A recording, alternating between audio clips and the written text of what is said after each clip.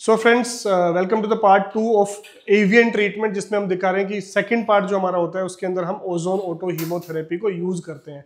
आज जो हमारे पेशेंट है एमपी से, इनके अंदर हमने बीटा 6 ऑलरेडी दे चुके हैं, इनको लेफ्ट साइड का एवियन है। Now we are going for ozone auto haemotherapy.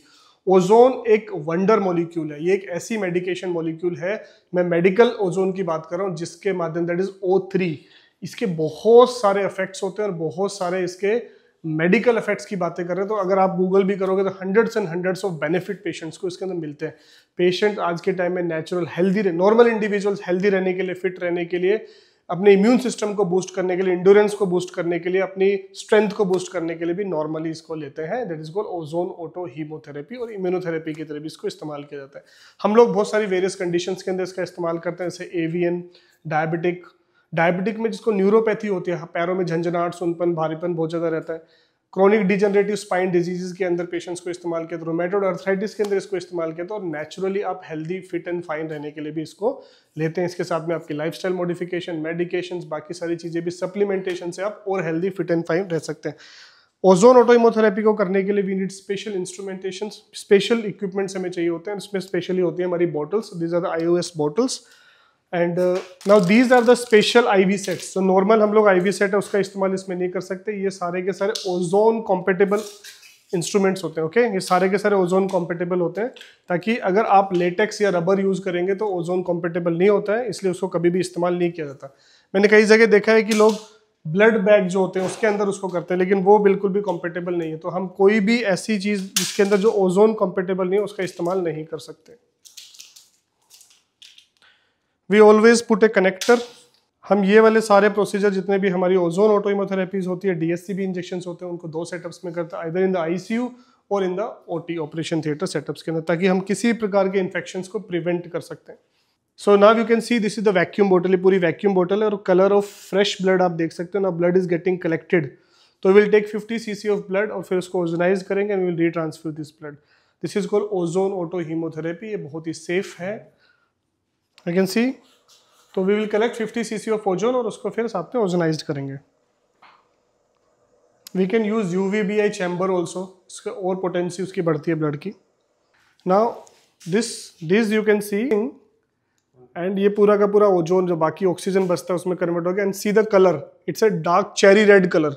वो चेरी रेड कलर हो जाना चाहिए, वो वैसा होता है। तो इससे now cherry red colour, and now we will transfuse this. ये जो व्हाइट आपका मेन जो ब्लड था, now you can compare the blood जो हमने fresh लिया and this blood. now we minutes start करो, पकड़ो आराम से।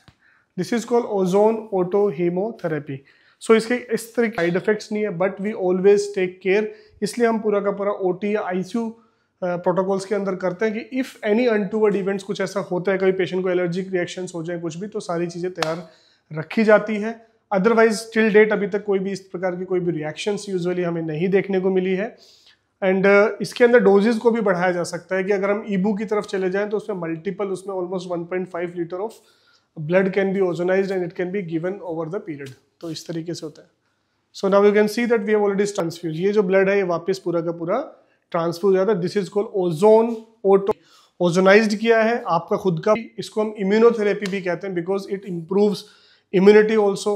जो हमारे इम्यूनो मार्कर्स होते हैं उसको इम्प्रूव करती है, हमारे इम्यून मॉड्यूलेटर की तरह काम करती है, हमारी एंटीऑक्सीडेंट की तरह काम करती है, एंटी इन्फ्लेमेटरी की तरह काम करती है। बॉडी के अंदर बहुत सारी चीज़ों के अंदर इसको इस्तेमाल किया जाता है। एलर्जिक रिएक्शंस के अंदर इसको खूब इस्तेमाल किया जाता है, बहुत सारे इन्फेक्शंस के अंदर। तो ओजोन को अलग अलग तरीके से इस्तेमाल कर सकते हैं। किसी को इन्फेक्टेड वुंड है, बहुत समय से डायबिटिक स्पेशली अल्सर्स होते हैं, नॉन हीलिंग अल्सर्स, वहाँ पे हम इसको ओजोन बैगिंग करते हैं।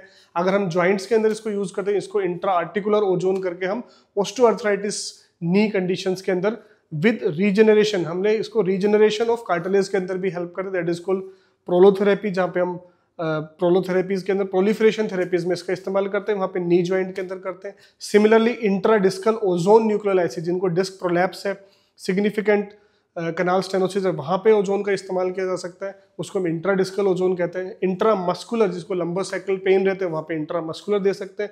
Along with DSCB we can inject. और इसी तरीके से जब आपके ब्लड के अंदर इसको दिया जाता है मिक्स करके, तो उसको कहते हैं ओजोन ऑटो हीमोथेरेपी। सो ओजोन को अलग अलग तरीके से दिया जा सकता है। ओजोन को इन्फेक्शंस के अंदर यूज किया जाता है, हेपेटाइटिस बी इन्फेक्शंस के अंदर यूज किया जाता है। ओजोन थेरेपीज को वेजाइनल इन्फेक्शंस के अंदर यूज किया जाता है। ओजोन ऑटोमेथेरेपी को या ओजोन थेरेपीज को आपके ब्लैडर इन्फेक्शंस के अंदर भी यूज़ किया जाता है। डिफरेंट रूट्स, ओजोन को देने के अलग अलग रूट्स होते हैं, तो उसको हम ओजोन थेरेपी कहते हैं। जब ब्लड में दे रहे हैं तो उसको ओजोन ऑटो हीमोथेरेपी कहते हैं। This are very safe procedures and use for various condition. So आपको, आपके जानने वाले, आपके परिवार में किसी को इस प्रकार की समस्या है तो नीचे दिए गए नंबर पे कांटेक्ट कर सकते हैं, या फिर आप हेल्दी फिट फाइन रहना चाहते हैं और अपनी 40s क्रॉस कर रहे हो, बॉडी को और एक तरीके से इम्यूनोथेरेपीज देना चाहते हैं, तो then also you can come for this therapy. And साथ में हम इसमें नेचुरल मेडिकेशंस देते हैं ताकि पेशेंट को और इम्यूनिटी बूस्ट हो। सो अगर आपको, आपके जानने वाले किसी को इस प्रकार की समस्या है तो नीचे के नंबर पे कांटेक्ट कर सकते हैं। अपनी रिपोर्ट हमारी टीम से शेयर करके फ्री ओपिनियन हमारी टीम से ले सकते हैं। Thank you.